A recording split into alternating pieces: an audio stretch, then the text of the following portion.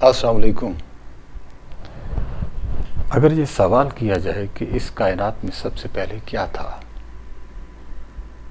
تو اس کا سمپل جواب تو یہ ہے کہ نہ تھا کچھ تو خدا تھا، کچھ نہ ہوتا تو خدا ہوتا۔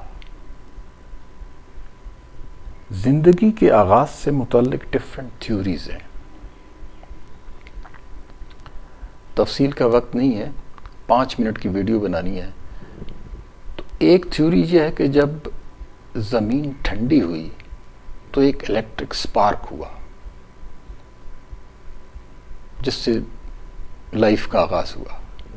کچھ کہتے ہیں کہ پانی سے لائف کا آغاز ہوا، اور ایک تھیوری یہ ہے کہ ہائیڈروجن سے مالیکیول بنے اور مالیکیول سے آرگنزم وجود میں آئے۔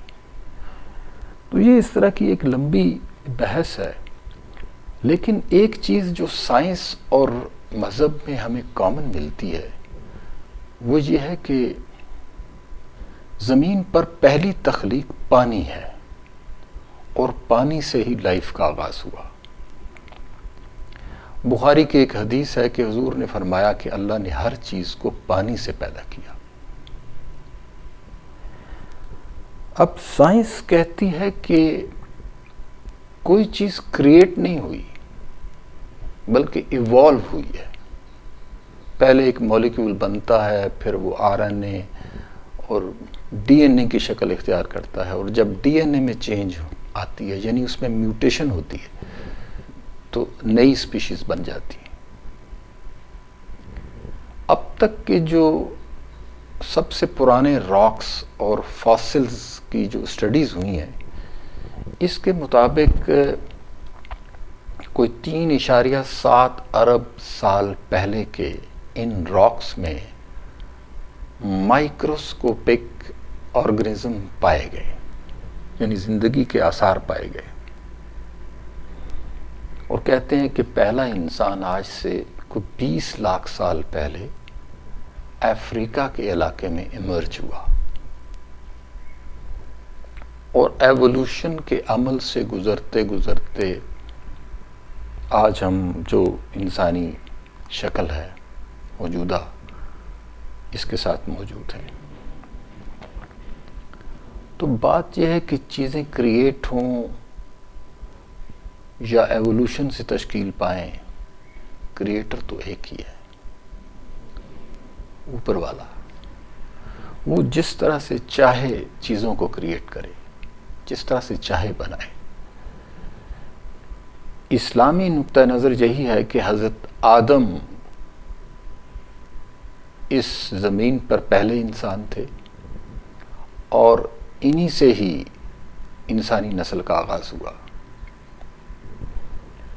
ڈارون نے جب یہ کہا کہ انسان باقی جانوروں کی طرح ایک جانور ہے، تو دنیا اس سے زیادہ تر ناراض ہو گئی۔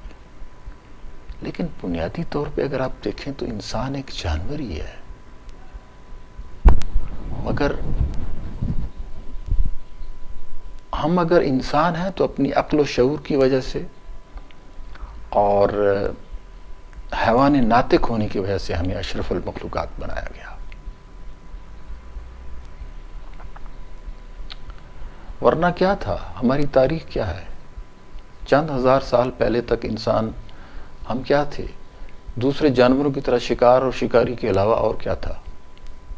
یہی زندگی تھی۔